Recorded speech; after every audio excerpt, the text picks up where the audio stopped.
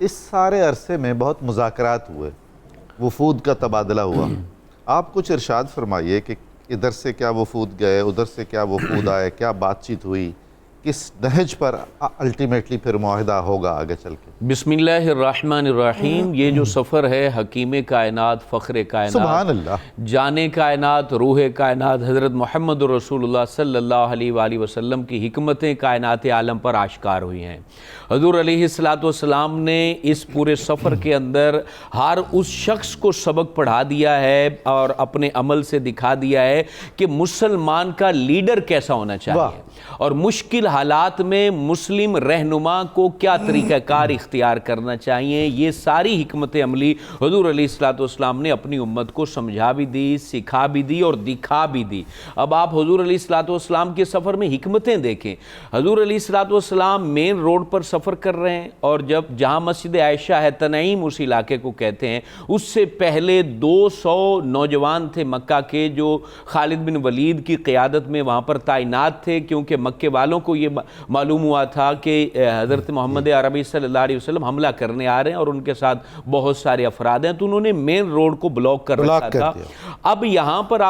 جب آپ مکے کی جانب سفر کرتے ہیں، یعنی ٹکراؤ یقینی تھا، ٹکراؤ یقینی تھا۔ جو مکے کی جانب آپ سفر کریں گے نا مدینہ طیبہ سے، تو آپ کو مسجد عائشہ کے بعد مکے کی جو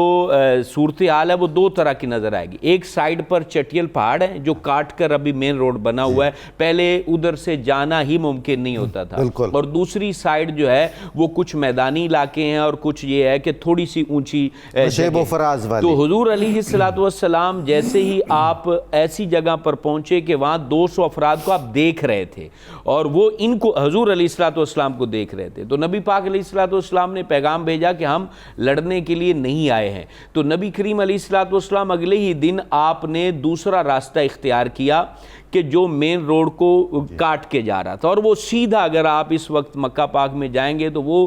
جگہ سیدھی حدیبیہ کے مقام پر پہنچتی ہے۔ اب حدیبیہ کا ہی انتخاب کیوں ہو رہا تھا؟ کیونکہ حدیبیہ جو ہے وہ اونچے ٹیلے کو کہتے ہیں، حدب سے ہے، اور وہاں پر ایک کنواں تھا، ایک درخت تھا، اور وہاں سے مکہ پاک کی جو آبادی تھی وہ دیکھ سکتی تھی کہ کون وہاں پر کھڑا ہوا ہے۔ واہ واہ، اب نبی کریم علیہ السلام حدیبیہ کا اس لیے انتخاب کر رہے تھے کہ احرام کی حالت میں تھے اور ساتھ قربانی کے جانور تھے۔ مکہ کی جو عام لوگ ہیں نا، نوجوان ہیں، بچے ہیں، عورتیں ہیں، وہ دیکھ لیں کہ ہم لڑنے نہیں آئے ہیں، ہم لڑنے نہیں آئے ہیں، ہم تو یہاں پر کعبہ مشرفہ کی زیارت کرنے آئے ہیں۔ اور دوسرا یہ مقصد تھا کہ یہ حضور علیہ السلام جانتے تھے کہ ہم مکہ میں انٹر نہیں ہو سکیں گے، تو چلو مکہ کی فضا کو دیکھ لیں گے۔ اچھا، ویسے بھی جی زمانہ قدیم سے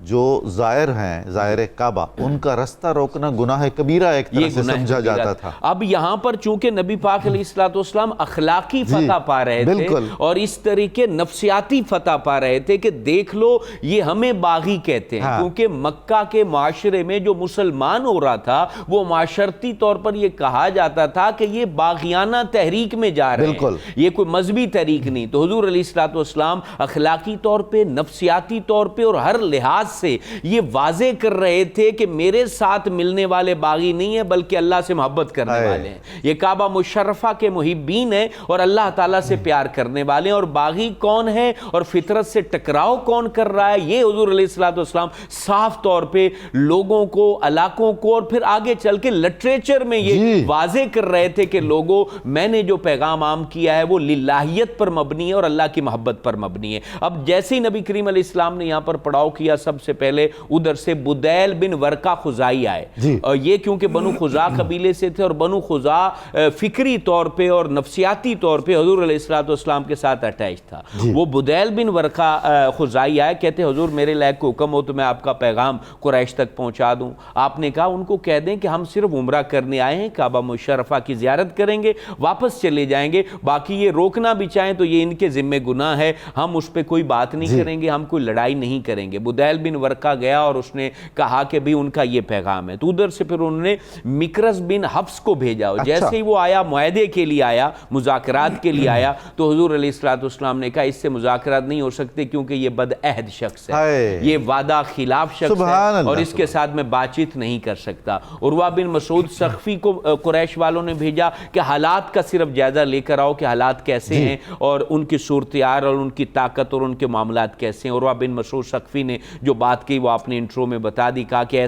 ایسا ماحول تو میں نے بادشاہوں کے درباروں میں نہیں دیکھا ہے۔ اس کے بعد حلیس بن علقمہ جو نا وہ ان کو بھیجا گیا، تو حضور علیہ السلام نے کتنی خوبصورت بات کی، کہا کہ یہ قربانی کے جانوروں کی عزت کرتا ہے ان کا قبیلہ، لہذا ان کو اس سائیڈ سے لاؤ جہاں ہمارے قربانی کے جانور بندے ہوئے۔ انداز دیکھیں، طریقہ اور حکمت دیکھیں، تو اس نے جیسے ہی وہ جانور دیکھے تو وہ سلام کر کے لوٹ گیا اور انہوں نے کہا کہ جو قربانی کے جانور ساتھ لائیں وہ لڑائی کہاں سے تمہارے ساتھ کریں گے۔ پھر جو ہے نا سہیل بن عمر آئے اور مذاکرات کرنے کے لیے، تو حضور علیہ السلام نے کہا کہ اب تمہیں مبارک ہو کہ اب سہیل آ گیا ہے تو کام سہل ہو جائے گا، کیونکہ وہ بعد میں مسلمان بھی ہو گئے تھے۔ حضور علیہ السلام کے سامنے تو مستقبل بھی اللہ نے عیاں کر دیا ہے، حضور کے سامنے حال بھی عیاں ہیں اور معاملات کی گہرائیاں بھی حضور علیہ السلام کے اوپر رب نے کھول کے رکھ دی ہیں۔ اور پھر وہاں پر بات چیت ہوئی، حضرت علی المرتضیٰ شیر خدا کرم اللہ تعالی وجہ الکریم نے تحریر کیا اور اس کے اوپر پھر یہ ان لوگوں کے سگنیچر ہوئے۔ حضرت عثمان غنی بھی جو ہے نا وہاں پر پھر آ گئے تھے، حضرت عثمان غنی کا بھی اس میں بہت بڑا کردار ہے۔ اور یہاں یہ بات میں آخر میں عرض کرنا چاہتا ہوں، جتنے لوگ اس وقت یہاں پر موجود تھے جنہوں نے حضور پہ ہاتھ پہ بیعت کی تھی، رب نے کہہ دیا تھا کہ ان کا دل بھی خالص ہے، ان کی نیت بھی خالص ہے اور ان کا ایمان بھی خالص ہے۔ اب قیامت تک ان کے ایمان پر قدغن لگانے والا تو منافق ہو سکتا ہے، وہ کبھی بھی منافق نہیں ہو سکتا۔ سبحان اللہ۔